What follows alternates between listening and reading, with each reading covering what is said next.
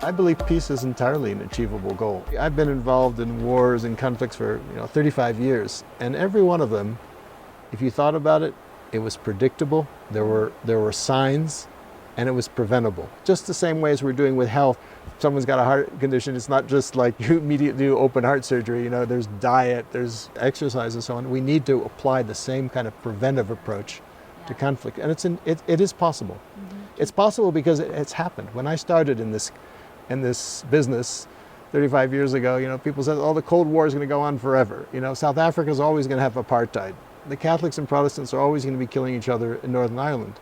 And all those three things that people thought were absolutely impossible turned out to be possible. Mm-hmm. So if it happened there, why can't it happen elsewhere? I think many of us have the feeling like, oh, war is going to be here forever, it's impossible. And so what does that mean? It's a self-confirming prophecy. So we don't take the preventive measures that could be done.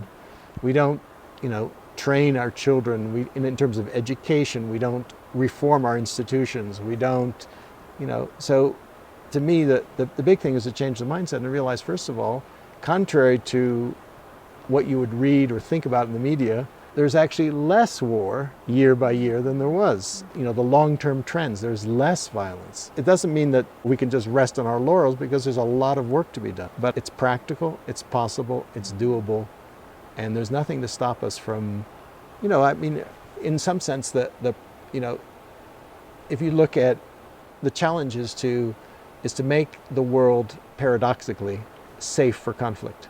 Conflict is not a bad thing. It's a natural thing. We need conflict. Whenever there's injustice, you need to engage it.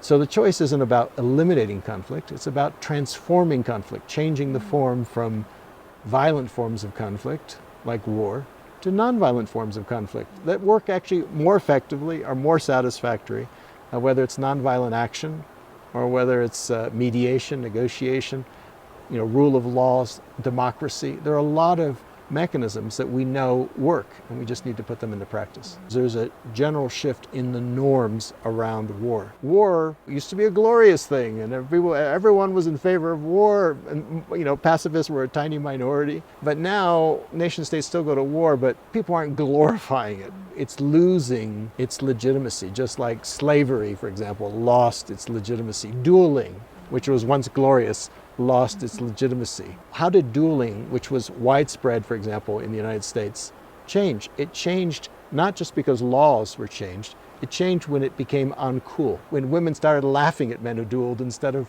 clapping, So the same thing with war, is that it's when peace becomes cool through effective messaging, we will make progress.